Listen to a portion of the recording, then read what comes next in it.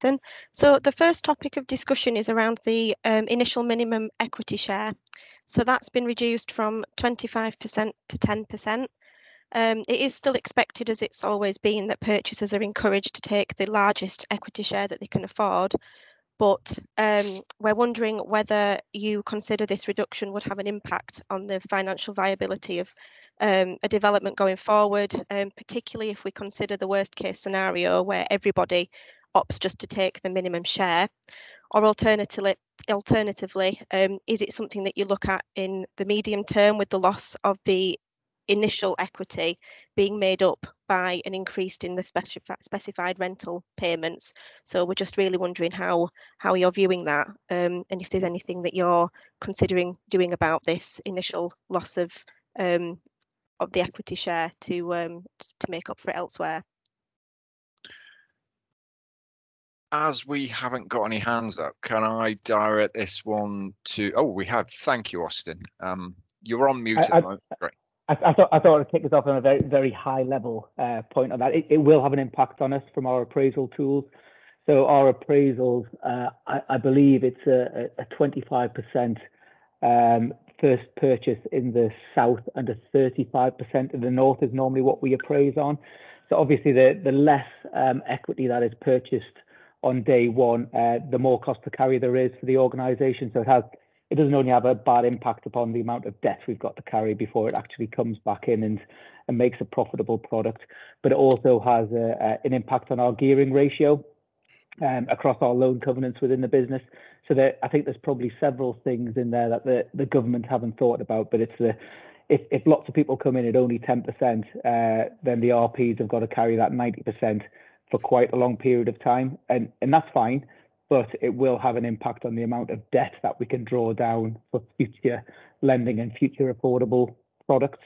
So for us, yes, it would have a fairly large impact, and in particular, places like the Northwest where we are, it becomes a far less viable product than it ever was. It's quite hard to make it viable at 25% anyway. And if you think some of these properties people are buying for, less than 100 grand, so that would be £10,000. Are there many lenders out there who are going to lend on a secured charge for only £10,000? So in the south, it's different when people are buying a £500,000 property, 50 grand on a 10% share. In some of the areas in the north where we're located, it becomes a little less viable, I would have said. Thanks, Austin. John, do you have any views on that? Yeah, I agree with what's been said. I mean, I think the thing for us is because of we bid, it does mean there's going to be a greater demand for more subsidy. So that is one of the pitfalls for the government in terms of they've changed the rules. Then there's going to be a greater demand for subsidy on the scheme. Yeah. And it's not. We don't think it's going to be rebalanced in the more medium term by the increased level of specified rent you're going to be getting in. That's not going to balance it out, we don't think. No, I think what I would say is that at this moment in time, I don't think anybody really knows exactly what the take-up's going to be. So it is somewhat guesswork. I mean, we've reduced our equity percentage that we've been forecasting, and I think everybody else has probably done the same sort of thing. But until we really understand where that demand's going to be, I don't think we don't really know. Joe, have you got any comments on that? Only to say from a sales point of view, I think we've taken the view that there will be in our region limited uptake of 10% shares, mostly because of what Austin just said about the mortgage side of things and lenders kind of minimum thresholds for mortgages, and actually a 10% share is going to be below that in quite a few cases. And lenders at the moment are kind of not really looking for business. They've got a lot going on, so they're not going to be looking for those kind of cases where somebody wants to borrow 10% of a shared ownership property. So there'll be less products available, I think, for those particular buyers. So I think, and I don't know because nobody knows, but we need, like John says, we need to watch what happens and monitor it. But we think that within our region, which is central and north, so values obviously lower than those in the south, that the take-up will be quite limited. And with us maximising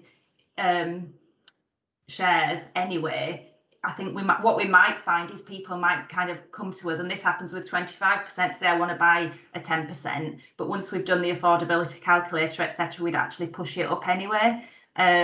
So we're just going to have to watch this space and see what happens. But I think the take up will be limited. There might be some cash buyers. It might increase kind of those people that are, you know, got a lump sum of cash that want to try and use that. But I think from a mortgage point of view, it'll be limited take up. Okay. Is anybody have any alternative view on that, do we think? Oh, Steve? Well, as I say, I don't really deal with shared ownership per se, but I deal with a lot of people that do deal with shared ownership in the marketplace in terms of those strategic relationships that we've got. And the discussions that we've been having with those partners is very much about trying to understand the rebalancing of what's going to happen in the intermediate market. So I don't think additional grant will be available to top up shared ownership and make that difference. And of course, the obligation to provide, you know, maintenance for the first 10 years and all those other things that happen. So what's actually happening strategically in the marketplace is it's pushing further obligation onto the developer to prove out the delivery of affordable housing through viability, rather than relying on additional grant.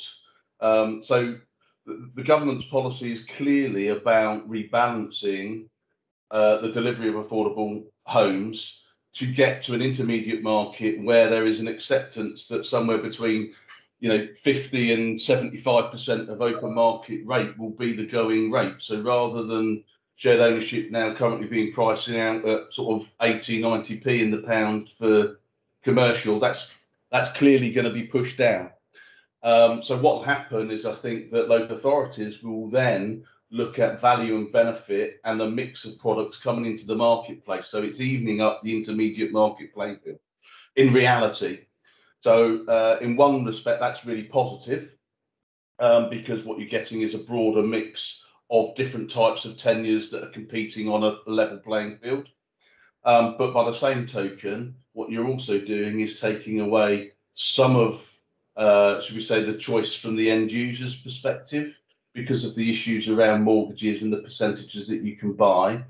And I also raised the question, which is a general question, around the introduction of first homes. So, and how that competes against shared ownership. So if you're then looking at reducing from a developer's perspective, so from a viability perspective, if you look reducing the price point of shared ownership, more in line with competitive nature around an obligation to provide 25% first homes, it raises the question whether the developer is going to take things like, you know, sales risk and shared ownership risk and or first homes, you know, however that pans out. I mean, we don't know the answer. We've got to wait to see. But I just see that there is a rebalancing from a viability perspective. And the other interesting thing about it is, you know, the capacity, borrowing capacity of RPs to deliver shared ownership, when actually a developer could now just deliver first homes in place of shared ownership. And, you know, again, I don't know how they're going to choose what type and tenure, save for a section 106 being quite strong and stipulating it must be X, Y, and Z tenures within that development. So I think actually it opens up a real question around mix and balance of communities and placemaking, rather than specifically issues around which products are delivered where, even though I'm conscious that that doesn't really make sense because it's contradictory. But I just think it's just introduced an air of ambiguity in what products will be delivered in places. Thanks, Steve. Lois, do you want to come in on that? Yes, I was just going to say further to the discussion earlier about the interest in 10% purchases. I think in our area of the country, in the northeast, there's a strong possibility that there will be an uptake in that from cash purchases. I don't think it's unachievable in this area of the country for somebody to be able to have sufficient savings to buy a 10% share. And just my concern with that is about the affordability and sustainability of the 90% rent. which we will obviously assess at the point of application, but it's just a bit of a concern going forward in that people who potentially are cash purchasers of 10%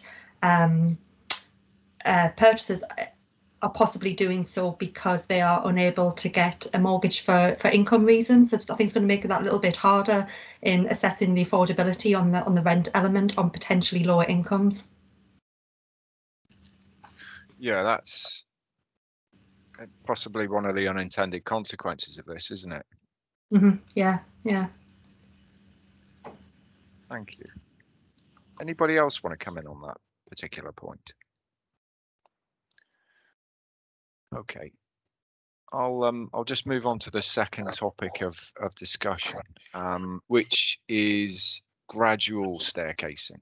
So while staircasing tranche is being reduced from 10% at the moment, or in the previous programme, to 5% under the new model.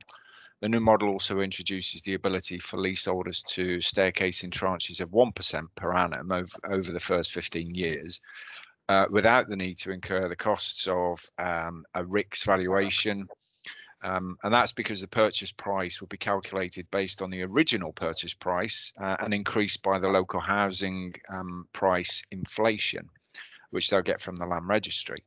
So where there's been a non-gradual staircasing tranche, so somebody has bought a 5% or more, there will be an RICS valuation for that tranche, and so that will be the rebased starting point.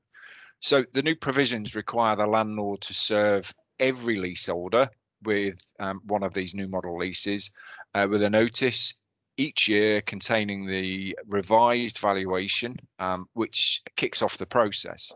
And at any time during that relevant 15-year period, the leaseholder has the ability to make a request to the landlord to purchase an additional 1% share in the equity. Now, unlike the larger 5% or more, what I call the full-blooded staircasing tranches, where a RICS valuation will be required, the gradual staircasing seems to us to be more of an administrative issue for landlords rather than a financial one, as presumably you will need to devise a system for accurately calculating the new purchase price and sending out the relevant notices to all your leaseholders each year, rather than simply dealing with staircase applications as and when you receive them. Further, each time the leaseholder requires another 1%, the landlord will need to prepare a memorandum of staircasing, and the tenant will need to update the land registry as well as its lender. So I suppose that the topics for discussion here are where you have any particular thoughts, good or bad, about the principles of this change. If you've considered or have already taken steps to deal with this exercise, and whether you would wish to keep the requirements around it either in-house rather than incurring legal fees and costs, or particularly as we understand you're not permitted to charge an admin fee in relation to the annual recalculation of the purchase price, the recalculation of your specified rent, or for dealing with the actual gradual staircasing transaction. And if you perhaps think the cost of the leaseholder is instructing solicitors to deal with the purchase of an additional 1% share, and the land registry requirements may also be a bit of a disincentive. This is obviously not going to assist the landlord's task in having to serve these notices and calculate these increased prices and the increased specified rent on an annual basis. So it just, if I can kind of put this one out there for thoughts. Lois, you've still got your hand up, and I don't know whether, is that a hand up for this question or the previous one? I'm sorry, it wasn't intentional. No problem.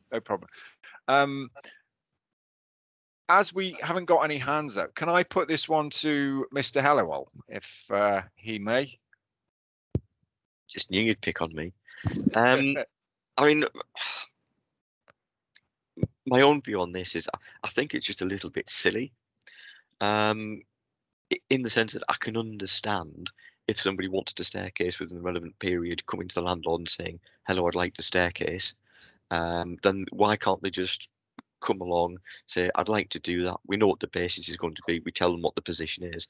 I don't understand the benefit of the administrative burden of having to send out accurate letters to a number of people who won't be interested in staircasing and buying an extra 1%. Trust me, if they want to do something, they'll find us. Would be my sort of take on that. So I think it creates an unnecessary administrative burden. I think it's pointless because people will only do something when they've got the cash to do it. And in terms of those types of staircasing, certainly I think at PFP they would be dealt with internally, because it's just another cost to be added on if you're using external lawyers to deal with it. You then end up with the nightmare of having to receive cash direct from customers, and them not having solicitors represent them when they're doing the staircasing. So I just see it as not a very good system all round, although the intention of allowing people to do things in steady steps without having to go out and get valuations, I think is fairly laudable. I can see the logic in it, but I think the way they're looking at doing it's just an administrative burden, an extra cost that we don't really need, to be honest. But if anyone disagrees, feel free to say so. Steve, you no, I've just got a quick question, and it's not something that I'd really thought about until Ian just said something around the fact that this lower level staircasing was potentially cash transactions. How does that fit with the obligations to determine the validity of that money? You know, because obviously when you make large transactions, you have to go through the solicitors, you know, and you sign up to say that it's, you know, whatever it is, anti-fraud or corruption, or, you know, all those necessary checks. And I don't know how that would play into the system, which will create an additional, I'm assuming, an administrative burden on providers. So it becomes quite costly to the provider in order to ensure that that cascade happens. Well, absolutely. I think the onus just shifts on the RP to have to carry out various checks. And so where are you getting the cash from? Yeah. And you generally have to gauge from the caginess or the direct approach that the customer takes as to whether or not they've got something to hide. That leads to more questions. You can very quickly get into a spiral of wasting time on these sorts of bits and pieces. But I don't think there's any alternative other than to try and protect yourselves against potential fraud. Yeah. The only flip to that, I suppose, is one, they're already your customer, so they're already in there, so you know who they are. And the amount that you're talking about, if it's going to be 1%, is relatively limited. But I would feel uncomfortable not having to at least raise some inquiries about the source of the funds and where they're coming from. Yeah. And again, I just wondered, you know, whether that was either an intended consequence to push that burden onto providers, or whether it's something that nobody's really thought about. I think they would need to involve a solicitor at some point if they're having to update the land registry. So it may be that they just engage them at the start to deal with the money, and then they, you know, reviewing the memorandum of staircasing and then updating the land registry. But so those are just my thoughts, that they may already be involved. And plus, purchasers are used to having to provide evidence of sources of funds to lenders. They'll have had to do that when they bought the initial share. So yeah, I think that they will. I'd be surprised if you got pushback if you queried to ask for a homeowner for the bank statement showing where the money's come from. I think that was also my thought.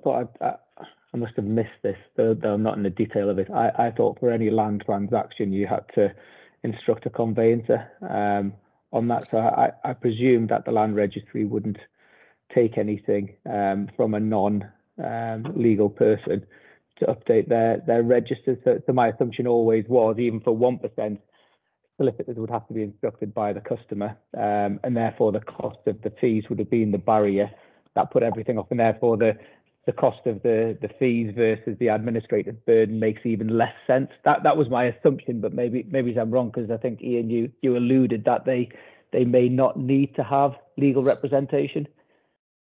Yeah, you don't need legal representation to do well. It's a long, really long and boring topic. HM Land Registry is supposed to work on the basis that any private individual can do what they want at the land registry. in reality, it's a nightmare if you're dealing with them when they're unrepresented, and it's actually a nightmare for the land registry. They just have an extra set of checks and hurdles that they have to go through, one of which, ironically, is actually going to a lawyer to have their identity certified. So it becomes cheaper to engage a conveyancer to do the task than to pay the conveyancer to confirm who you actually are when you're doing the transaction.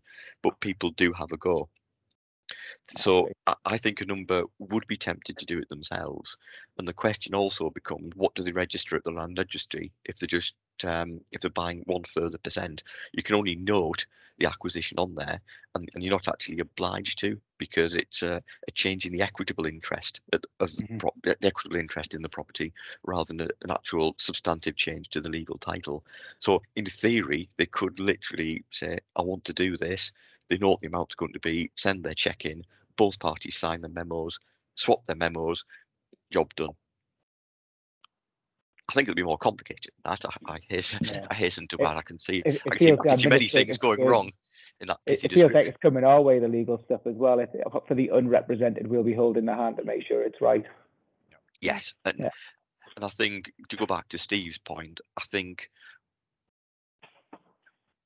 probably nobody in government or in terms of the regulator is particularly concerned about who does all the money laundering and the regulation. I think it is an unintended consequence, but their attitude will be, well, you should have systems for that in any event, and if you haven't, and we find out, you're in trouble anyway. So if you haven't, get it sorted. You can't win, really. It's a vicious circle of pain. Yeah, so it's all your fault. I mean, that's what you're saying. Yeah, I think it's a really interesting, an interesting point that I hadn't even considered or thought about, actually. So.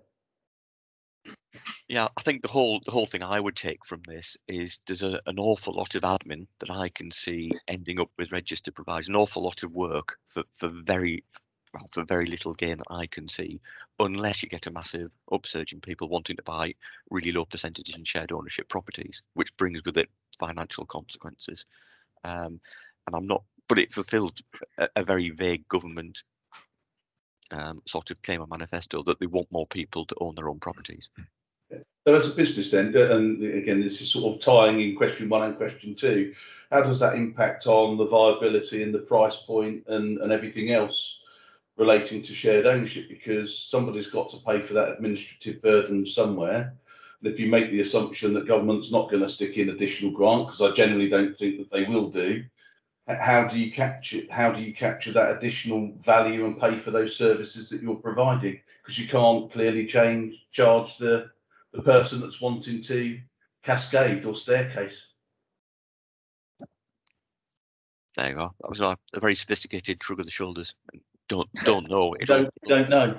It'll just have to happen somewhere, and it'll get picked up and dealt with in some way. But this is before we even start talking about cost of repairs and works as well. Well, exactly. So my point, I suppose, really is about there must be some form of assumption around administrative costs. So when you're forecasting the percentage of equity that's purchased on day one, so many providers assume that it's between 40 and 50% now on day one, that sort of order, mainly 50%. But anyway, let's go with the 40 or 50. Now you're probably going somewhere on average between 30 and 40 or 30 and 45. That impacts obviously on the level of borrowings that you can have and the viability of shared ownership full stop. And in addition to that, then you do need to accommodate things like the additional administrative burden and of course the cost of maintenance and everything else. So but it just reinforces my thought process that actually it's an inadvertent readjustment of the competitive nature of the products in the intermediate sector. That's what I'm thinking. I mean, Ian, do you want us to step in there? Because I was going to say that in the preparation when we've been doing the bids, we had to make certain assumptions in terms of increased allowances. We had to do that because there's no way can you take on the burden of some of these tasks without having to cover it. I mean, to be perfectly honest, that's one of the major issues that we've got with the whole lease is the time and expense needed in terms of dealing with the equity. And as Ian alluded to there, you've then also got the issues relating to the maintenance. So to actually go forward with a shared ownership, it has the potential of being quite a drain now on sort of time and effort by RPs. Yeah. Can I ask, so what are additional assumptions, and therefore this is being factored into the grant you're asking for to kind of mop up those costs? Yeah, well, we've had to, but clearly as a strategic partner, what we've also had to consider is the competitiveness of the bid we've put in. So there's a fine balance to be had between what we expect as a cost to what we expect as something that may or may not happen. So we've had to make certain assumptions. For example, will the take up of taking or purchasing equity be as great because it's now going to be 1%? So we have taken a commercial view as to whether that is true or not.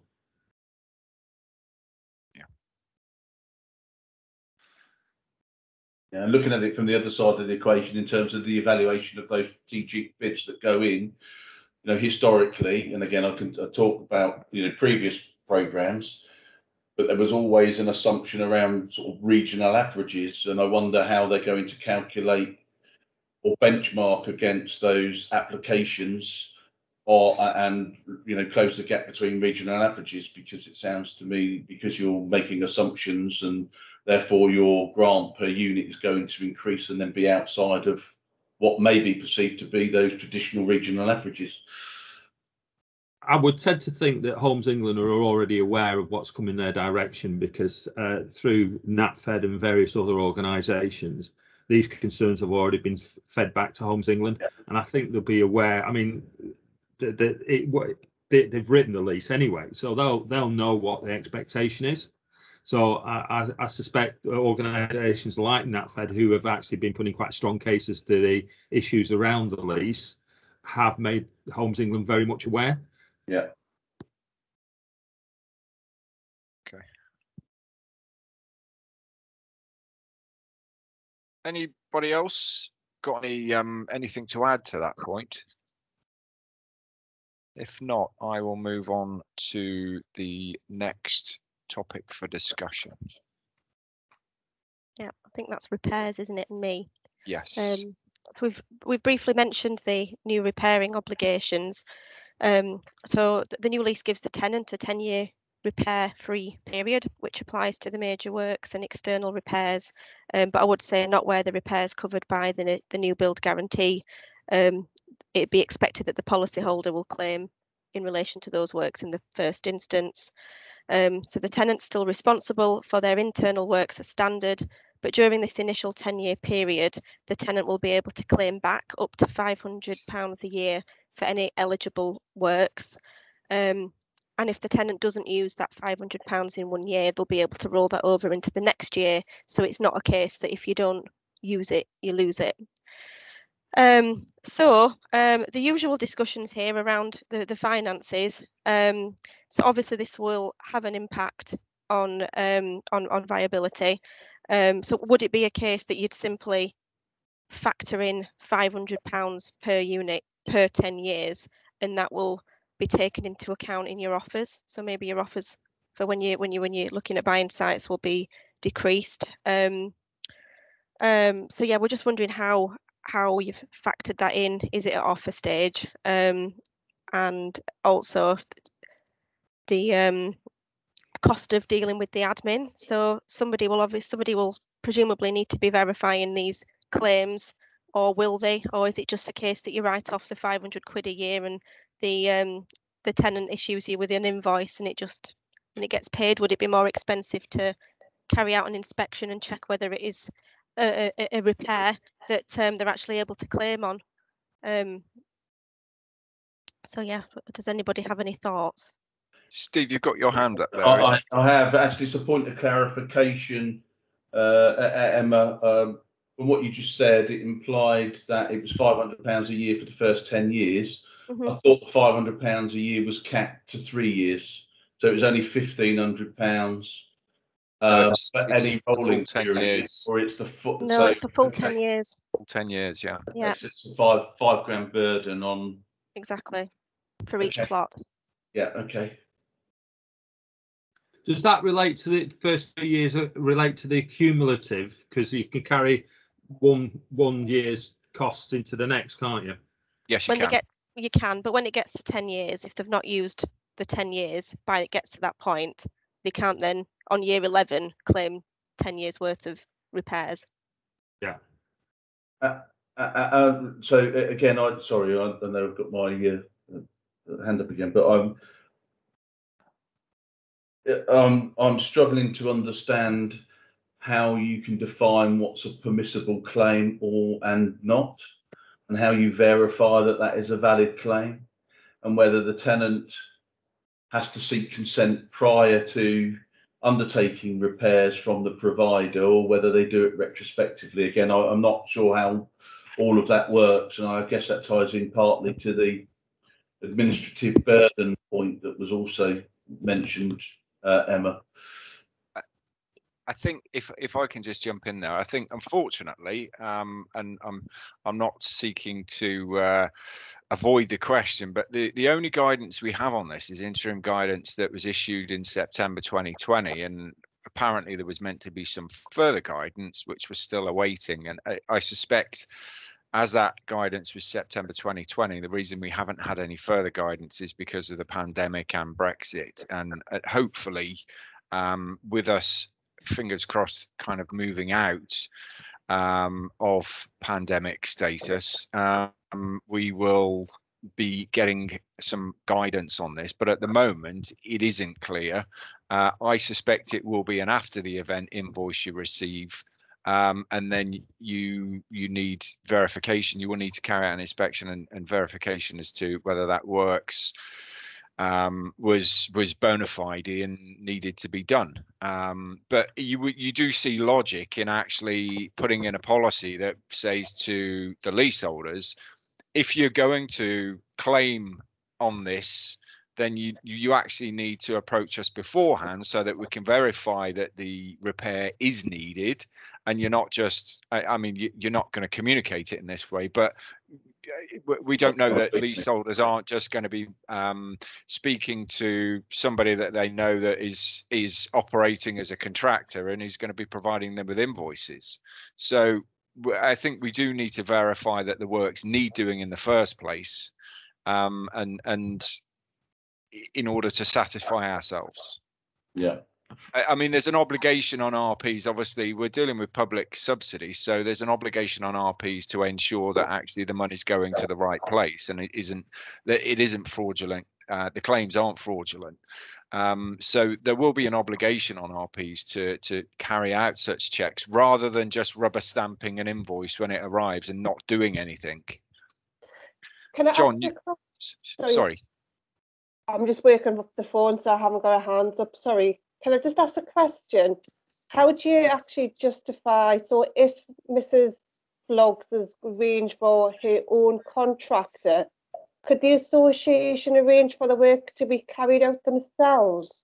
Particularly if you've got your own direct build, you know, your own repair system. Does the leaseholder have to go to an external contractor, or could they come back to the association and we could use our own workforce to carry out that work? I don't think the guidance says anything about how they discharge that, carry out those repairs. Sorry, I'm just thinking out loud. At the moment, under the existing lease, 100% of the repair obligation sits with the part owner rather than the RP. So I strongly suspect that the obligation will still be on the part owner to undertake the repairs and probably retrospectively claim. Thereafter. I think that's probably, you know, the direction of travel. But again, I think it sadly is ill thought through in reality. But ultimately, is this potentially is it a way around this, that actually what the RP does is the RP says, look, we'll do the works for you, and then you don't need to invoice us. Well, we'll do the works up to the value of £500 for this annual period, and if it comes in over that, we as an RP will invoice you, the leaseholder, for the excess, But if it comes in under £500, let's say it comes in at 400, you've still got £100 credit on that account. Jason, can I just chip in on this one? I think it's like everything else. It's what the definition is going to be arrived at, and I think there may be quite wide expectations or anticipation as to what a repair would actually be. I mean, because if you look at it logically, within the first 12 or 24 months of a scheme, any defects should be covered by the contractor. So in terms of the repair liability for RPs, that should be very, very limited, particularly in the first year to 2 years. Thereafter, my understanding at the moment is that the repair is defined as is essentially repairs to the internal structure. So again, it's what extent that definition is and what level of repairs that may open RPs up to in terms of this obligation. The other aspect, of course, is that when we do build new properties, the majority of the components usually carry out quite extensive warranties, and that as such, some of those repairs, and again, I'm going back to internal structural repairs, will have some form of warranty, particularly if it's a structural, so over at least a 10-year period. So I think where we've got to sort of focus back into is what is the likely repair that's going to be needed, because if we just talk about repairs, it could be anything. It could be washes on taps. That isn't necessarily, I don't think that's what's meant to be covered under the agreement. So I think the first point of call is what's actually defined as a repair. It's an external, it's major works and external repairs. The tenant's still responsible for their own internal repairs. It's to the external structure, as I understand it. Your external structure is going to be predominantly covered by your NHBC. Yes. Yeah. So it's anything that's covered by the NHBC should be claimed on the policy. Anything that's not covered by the policy falls within this £500 a year that the tenant is able to claim. Yeah, but then that goes back to what sort of level of warranties do you actually have to which the tenant could claim on the warranty of the product. For example, I mean, I don't know, say baths, right? Baths, we tend to have something like a 10 or a 15-year warranty on the baths. So again, it's just to what level of exposure. I think that's the bit that RPs are going to have to grapple with over the coming years to determine that. For our viewpoint, it's really going to be, and we've already mentioned it before, the time and expense in actually dealing with this.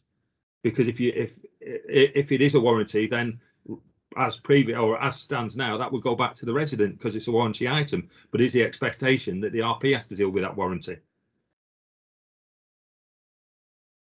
Certainly, I think when it comes to the major works and the external works, that the landlord takes and keeps ownership of dealing with any warranty claims for that 10-year period.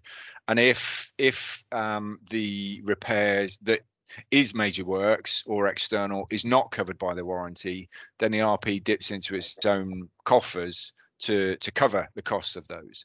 I think when it comes to the internal, so things like the installations for the supply and use of water, gas, electricity within the property and space heating and water heating, I think generally those are kind of the components and the things that are likely to fall within the tenants, the leaseholders' responsibility during that 10-year period. Again, John, you're absolutely right. I think that probably would be covered by warranty, but I think in that scenario, it does fall on the landlord to perhaps flag to the leaseholder, look, this category of repairs are on your lap, but if you have a problem with any of those in the first 10 years, then it will be within the warranty, and so you will have to manage the claim there. You, the leaseholder, will have to manage the claim rather than the landlord managing the claim. And if it's not covered by the warranty, then the leaseholder dips into their pocket in respect of having to sort any of those issues, but dips into their pocket up to the amount of £500. They can recover. Anything above that, then is non-recoverable unless they're rolling over from a previous year. Yeah, I mean, as we're alluding to, it is going to be an administrative nightmare. Completely, absolute, yeah, absolutely. I think to touch on Sharon's point, I think Sharon's probably making the point that it would still be preferable to an extent if a leaseholder needed internal works doing for them to contact the landlord, and then for the landlord possibly to go and do the works, because then they understand, one, how bad the position was in the first place, two, they can make the repair, and three, they know what quality of repair was done, bearing in mind the same customer might be back the next year claiming the next £500 for a similar thing. So I think it's that degree of control that Sharon might have been alluding to, and all it really seems to say on it is the shared owner is responsible and can reclaim the cost. It doesn't seem to intimate there's any proper procedure or detailed regulation where saying they must serve send in a letter saying this is the problem for somebody to inspect to authorise the spend. It's much more open and fluid, which is both good and bad. You can argue it both ways. I'd rather it's stricter. They say we have this problem, somebody inspects, and then you authorise either the works or the payment, because that would give us better control as landlord.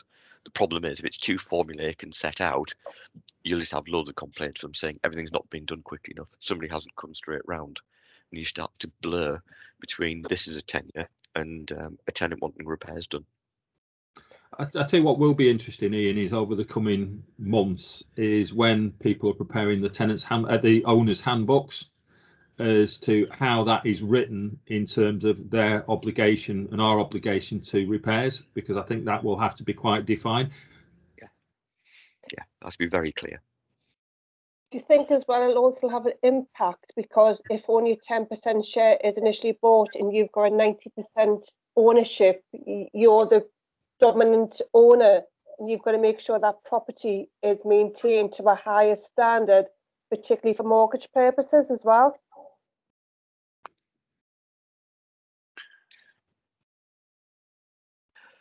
From whose point of view, Sharon? From the landlords?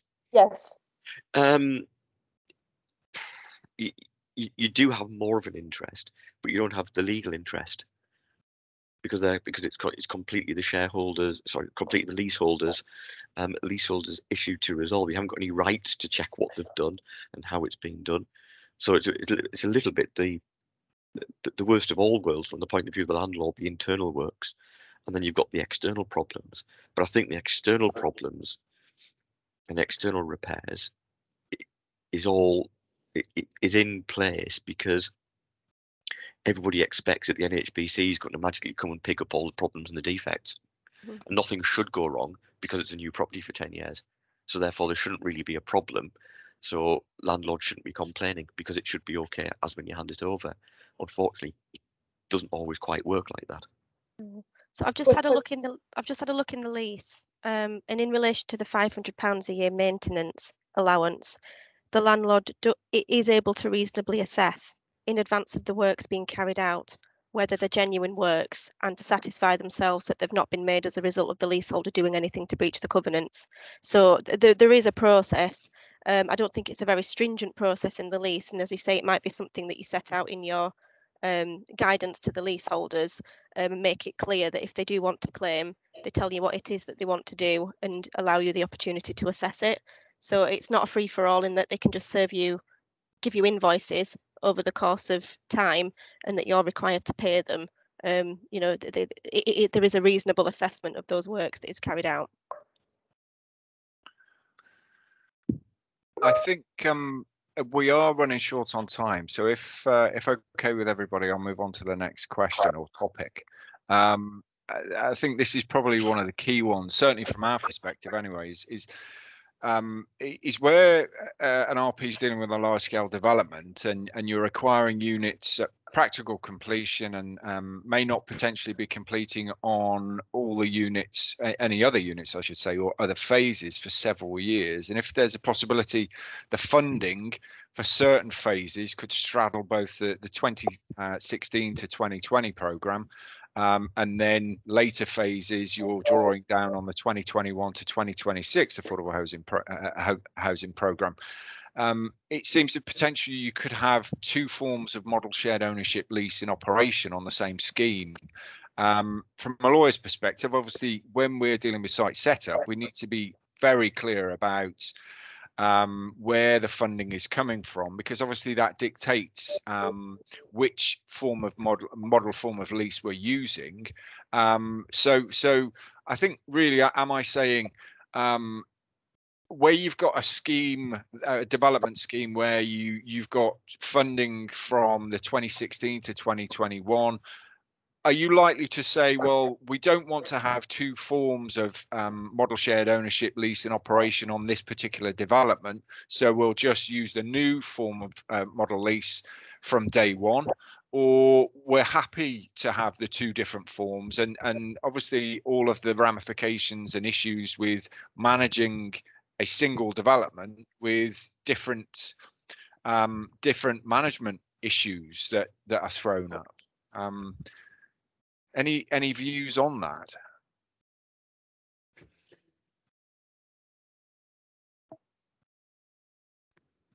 Shall I go with the eeny, meeny, miny, mo option? I think that's best. Yeah, I think Austin, have you got any views on that? I was just typing that. I've got to drop off to go to another meeting. So I haven't got that many views apart from the logistical nightmare that it is going to be to have the two different types of leases you may be running on there. But I do think as this becomes more of the expectation of the market generally, that we may gradually move towards this anyway, because it's going to be, if you've got the option of two different products on that site and you're still selling under those two different products, you're going to have different customer expectations within there, and even the repair and obligation. So I think we may start to do some of this stuff more voluntarily anyway for some of our other shared owners, even though it is the direct cost. There is stuff I think we need to look at with our developers' obligations generally, because they do walk away after snagging period, normally 12 months, but I think you alluded to, John, sometimes we get up to 24 months. I think they're harder to get but I think they're becoming more of the way that everyone's starting to push, and developers have got off a little bit scot-free for a long period of time. So we are looking at systems of the person who develops should be the person who maintains for that longer period of time. So I do think we'll probably transition our current stock, being all of our shared ownership as well, towards some of the other rights that the new shared owners will have, and even possibly beyond the 10-year period. So for example, it's very off topic, but it gives a bit of an example of it.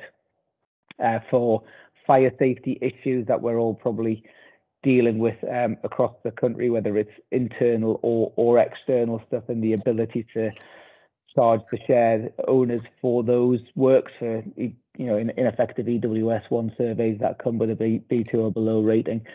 We as an organisation have turned around and said, if we've taken handover of a building and it's a shared owner that owns it, and it was in poor condition because of a workmanship issue as at the point of handover to us, and then the customer has bought that from us, we will take the responsibility of paying for that and putting it right. So some of these people have owned the properties for 20, 30 years, but we're burdening the change of the fire risk in relation to that building. So that's another example. We've stepped outside of the legal requirements of the lease, but the political and moral work around that has actually changed our internal policies. So I think you'll have, as Ian was referring to, the very strict legal way that we deal with stuff, but our own internal policies will probably tweak things, because we are all very customer focused, and we see our shared owners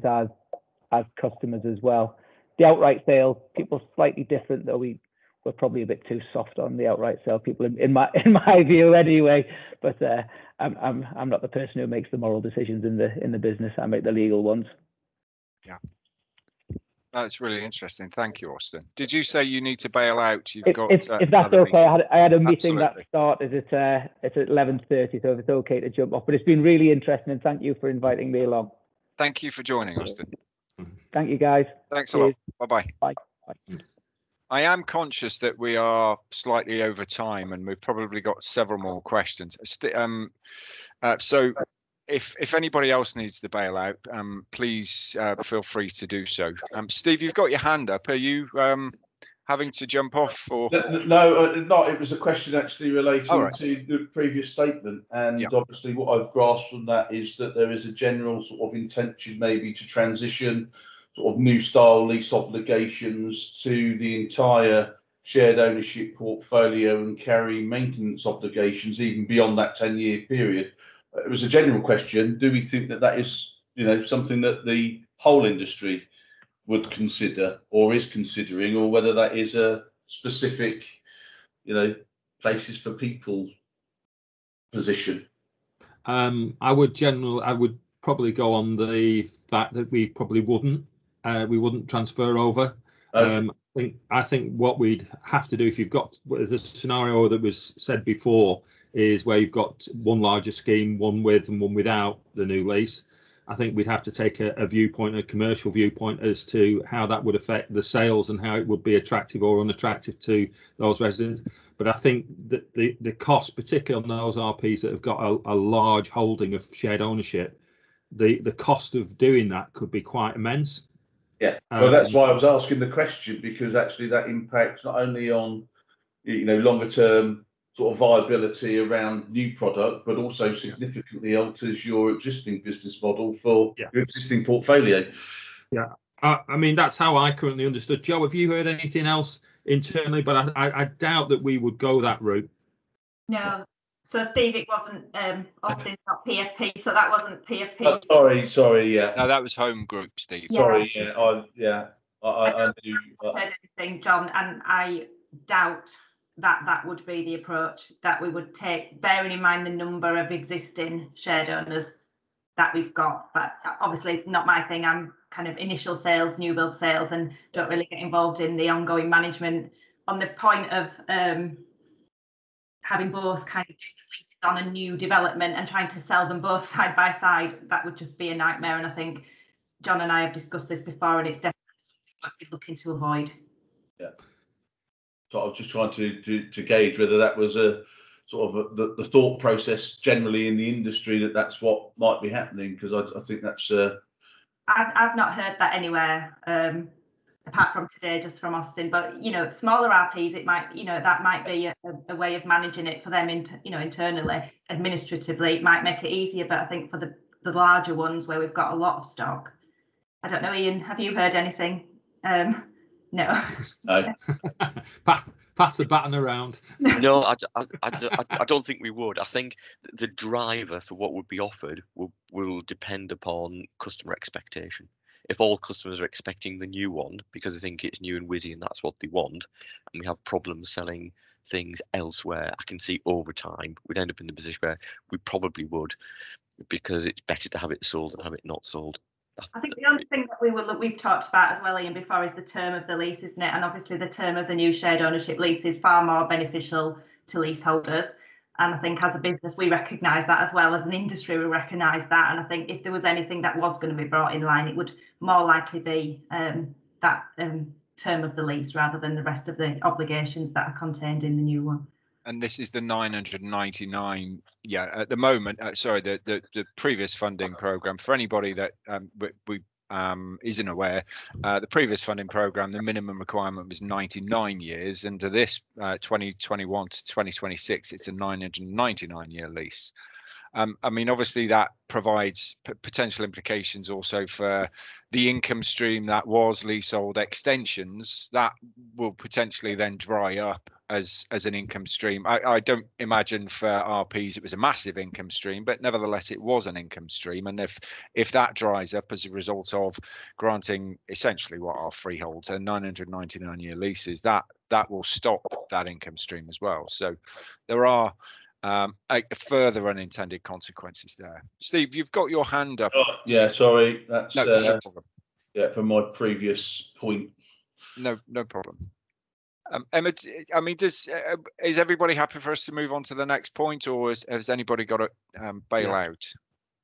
Yes, we've got time. We also wanted to talk about the new right of shared ownership that now comes along with the new funding arrangements. So the intention was that the vast majority of affordable social rented tenants would have the opportunity to request a shared ownership lease, subject obviously to the property and to the tenant meeting all the relevant criteria. And we wondered how you see that fitting in with your business model, and if you have any concerns over delivering affordable rented schemes going forward, and if there were certain models that you think it might not fit with. One example that comes to mind is if the registered provider has a lease themselves and they're paying a rent up to a freeholder, and in those circumstances, you've usually calculated the onward rent in such a way that you'd be able to recoup your cost back from those tenants, and it's just whether having to then grant a shared ownership lease interferes with that and potentially affects viability.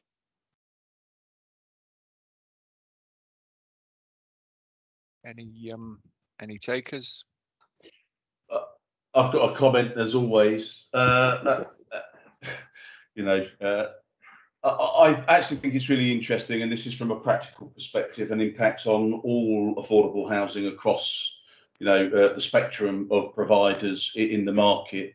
And actually, I think it's quite helpful, certainly from our perspective, because it dispels myths around, providing affordable rent, social rent in perpetuity, which technically isn't required because of the right to buy, the right to shared ownership, the right, actually. So in reality, what it does do, again, is broadening out the market and enable innovation and new players to come in, not necessarily to compete, but obviously to add value in terms of the mix and balance of units that are being delivered in places. After all, it's not a one-size-fits-all solution. I don't know anybody that sort of aspires to rent. There are those that clearly need rented homes. There are clearly those that want first homes, those that want shared ownership, those that, so actually, again, it's just a bit of an opener to ensure that we've got a diverse mix and range of products coming to the market. And I think that change is probably helpful to encourage that innovation and different types of products coming to the market. I know that's sort of off-piste a bit, but I just thought it was important that that people sort of understood that. I think that was the intent by those changes, and obviously not least giving people the opportunity to aspire to home ownership, which is clearly a government policy. But do we think it's potentially a risk and an unintended consequence is that it has a knock-on effect to the provision of the social and affordable rent? Because obviously, clearly, that's the kind of the essence, the starting point, isn't it? That we're providing that accommodation range for people with the greatest need. Mm-hmm. I think actually, sorry to sort of interject there, but I think it's an interesting point. Yes, it's to provide accommodation for those of greatest need. But I need something today, but I win the lottery tomorrow, or I've got a new job or something. So people's circumstances change. Yeah. And actually, we've got a housing system that doesn't recognise that. You either rent or you buy. There is no transitional products in the middle. Or there are some transitional products in the middle, but not a vast variety of those transitional products. Yeah. And again, I just think it's playing to the needs of people and places. People's needs change on a daily basis, and we need to make sure that there are products in the market that meet those needs. So I think actually it's quite a positive thing in that respect. And the other thing is that the income and the continued investment in social rent affordable housing programs should encourage new supply to come through, and it also removes longer term maintenance obligations. The cost of maintaining a 100-year-old social rent home compared with a 20-year-old social rent home is significantly different, and it's much more efficient and effective to do that. Again, another reason why I think routes to home ownership and giving people the opportunity to buy at a point in time when it suits them is a really positive thing for the housing programme. It continues reinvestment, more effective management, and all of those things, as well as meeting specific needs of the people as and when they need them. No, that's really helpful. Thank you, Steve. I've got, if I can move on to the final question I'm going to pose really, and I'll cut the summary out at the end, just so we can still squeeze this in, if that's okay. But this is really, I think, probably targeted at Tara and Lois more than others. But so really moving to the topic of service charges. We've discussed the 10-year rent-free period. However, it's clear this flows through and has an impact on the operation of the service charge. And as the landlord will, during that 10-year period, remain responsible for major works and external repairs to the structure, leaseholders will therefore not be required to contribute to the cost of such works via the service charge. So this also applies to the sinking fund, so which is set up to cover major works, generally speaking. That's what sinking funds are for. So if we're setting up sinking funds for the cost of major works at some point in the future, in calculating that fund and the element as an element of the service charge, the landlord can't include any costs that are expected or unexpected works within that 10-year period. So landlords must also, during that 10-year repair-free period, avoid the temptation to dip into the sinking fund for any major works or external repairs. From my anecdotal experience as a property litigator, service charges have really been the key and long-standing battleground between long leaseholders and landlords, and invariably sucks up a disproportionate amount of the RP's time and money in dealing with complaints and challenges to the first tier tribunal. And without wishing to appear overly negative about this, I'm of the view there's a real risk area for RPs, and not only will the service charge teams now be required to ensure the setting of the service charge budget doesn't include those major works costs in the sinking fund element, and that there's a disapplication of such costs will only apply for the first 10 years, but can apply after that. But they're also going to need to operate two types of service charge regime for schemes where the 10-year repairing responsibility doesn't apply, and for schemes where it does. And that, I just think, is an administrative nightmare for the service charge teams. And I just wonder, Lois and Tara, what your views might be on that, and whether you've kind of thought how we're going to manage this, and how are we going to disapply those costs where we're dealing with a new model lease. That is going to be an absolute nightmare to manage, and I think it's one of my main concerns, because it's already difficult to manage mixed tenure blocks with rented and leasehold because there's different service charges applicable. The sinking fund, we have a nightmare with our customers on a daily basis fighting over sinking funds. Customers don't like paying into sinking funds at the best of times, let alone if they're not going to get any benefit for 10 years.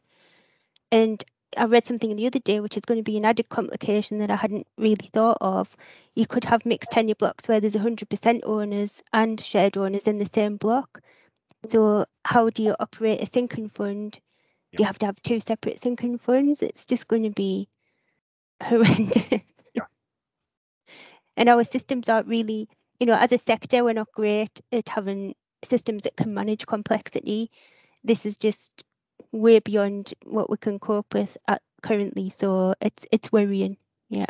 I personally think, I mean, as I said, it's the main battleground as far as I see with service charges, and this is just throwing more fuel onto that fire. I just think it's just going to suck up so much more of your time in having to deal with these complaints and first tier tribunal challenges. Lois, do you have any views on that? Does this come on your radar as well? Yes, kind of. Just to mirror what Tara said before there, it's the complexities of it is what concerns me. We do have that exact same thing, as Tara said, in mixed tenure blocks anyway. I just think that for ourselves, we've been lucky, for want of a better word, that our shared ownership properties have been houses rather than apartments. So the sinking fund element hasn't been as much of an issue for us. But that's not to say that that would always be the case in the future. So I think in terms of development of actual blocks of flats, if that's what we do, then it will need a lot of thought before we before we progress with any sort of service charge figures and reconciliation of that. Just so I understood part of your point correctly, Jason, are we saying that they are not permitted to charge for the service charge and put the amounts they recover for the external costs and works for the first 10 years into the sinking fund? No, they're not. So they're not entitled to collect. You can't collect it. You can't collect, because during that 10-year period, there is no obligation. It's all of the obligation in respect of the external works and repairs and major structural repairs are resting with the landlord. And certainly the guidance I've read, and again, this I've kind of alluded to the fact it's interim guidance, suggests that you can't also ask the leaseholder to contribute into that sinking fund for anything that fits within that category of works. So you have to strip that out. When you get to the end of the 10-year period, you can start asking them to contribute to that. So if there, and that's also what I meant by it, kind of, I think landlords also need to be cautious about dipping into it to say, oh, well, there's a sinking fund there. We'll use a bit of that money because the warranty hasn't covered these external repairs that we are now responsible for. So we'll use the sinking fund. You can't do that either. So I understand that second point, that you can't dip into the fund, but it would make more sense that you could collect the money in, because if you could collect the money in within the time period, the point is it's still the tenant's money for the allocated purpose. So in year 11, should something need doing, for example, like let's say a new roof, wouldn't be a new roof, but we'll say a new roof, then the customer's already paid for that because they've already put the money aside instead of them being charged. I see no downside to the block occupiers to having paid money in that couldn't be used for 10 years. It's just an accelerate. It's just like a savings scheme. I completely agree with you, because by definition that sinking fund, like you say, is probably going to be outside of that 10-year free repair period, and so it would make sense for the leaseholder to still contribute, to be required to contribute into the sinking fund. But certainly the guidance that I've looked at suggests no, there is no requirement, or sorry, the leaseholder shouldn't contribute into that sinking fund for such costs during that period of time. That doesn't make sense to me. So long as it doesn't make sense to me if you're going to have a rule, well, we're not going to dip into that sinking fund for such costs during that 10-year period. But certainly the guidance would suggest no, you don't even ask them for any contribution towards such costs in the sinking fund. That's going to have a negative impact on the leaseholders, shared owners in the future, that effectively year 10 onwards, they're going to be playing catch up. For example, for roof repairs, Ian says that might be at the 30-year point of the building's lifespan. I can understand, I say, not dipping into it, but really, I would imagine most things that the sinking fund would be used for would be for things that have a lifespan of 20, 30 years plus. So effectively, you could be putting people in greater financial difficulty in that in 20 years' time, they've only saved up 10 years worth of the costs, rather than what effectively should be double that. Yeah. Steve, you've got your hand up. Yeah, it was just a comment on, from a customer's perspective. So if I was the customer, I'm not obliged to pay in, and I then sell my property or my share in year 9. What happens to the contribution if you do collect the money in? What happens to the contribution, given that actually I had no obligation to pay? So do they then get that money back, or do you then carry it forward so that future occupants benefit from that? And I think this is where there's a moral challenge, I guess, around and legal challenge around whether you do actually get them to contribute and or not, if there is no legal requirement for them to do so, even though you can't touch that sinking fund. And I appreciate that has a knock-on effect on future owners or future repairs beyond that 10-year period. But I just wondered how you would legally manage that process. I think it's if people aren't obliged to pay, you can't collect it in. That's the simple point. Yeah. But the point that Lois made about people catching up, oddly, is the selling point to a purchaser, because the purchaser doesn't have to worry about getting a particularly big bill for their unit because they know it's already being paid for. Yeah. But it's that shift in mindset for any leaseholder in a block, isn't it, where you're putting money aside now because you're getting the benefit of a good roof now. That's what they can't see. You know, you're putting money aside to replace it, but of course you're getting the benefit because somebody else paid for the roof before. You know, it's contributing for the common good of the building. But unfortunately, the adversarial nature of landlord and tenant that's emerged, framed by various people representing tenants, it's just that they think that it's just a way of just trying to get money out of them for nothing. It's not. It's to contribute toward the structure in the future, because works will need to be done. So my view would be the better off putting some money in now, because when you come to sell, anyone who buys it is in the correct position that they should be in. A saving has been made because it's for the property, not for the individual. Yeah. But I'm obviously wrong, because that's not how they're going to do it. Yeah, because the government consulted. It. Yeah, the government will have consulted. Everyone said no, it's a bad idea, and the government said, well, we're doing it anyway. Yeah. As most consultations seem to run. But well, I'm going to call it a day, because we've almost gone half an hour over the end time. So I'm going to really wrap it up. And I think the only point I would make is there seems to be quite a number of downsides that and additional headaches that are going to be caused to RPs in administering and managing the various changes that this brings. And it's not clear on how you're going to cost that out and pay for it. And there are a number of uncertainties that remain, because we still haven't had the more detailed level of guidance that is required. So, all I would say to anybody that's left on the call is, if you are setting up or arranging a policy on how you're going to deal with these things, and organising procedures, how you're procedurally going to deal with them, I think it's probably worthwhile sharing, and certainly speaking to Homes England, and sharing with some of your neighbouring RPs, and taking advice on it as well, on how best to proceed with the least risk. I think that's the only way I can really summarise everything that's been said. A lot has been said. It's been very, very interesting. So I would just like to thank everybody for your input. It's been really helpful. So thank you. Thank you. No problem. Yeah, very interesting.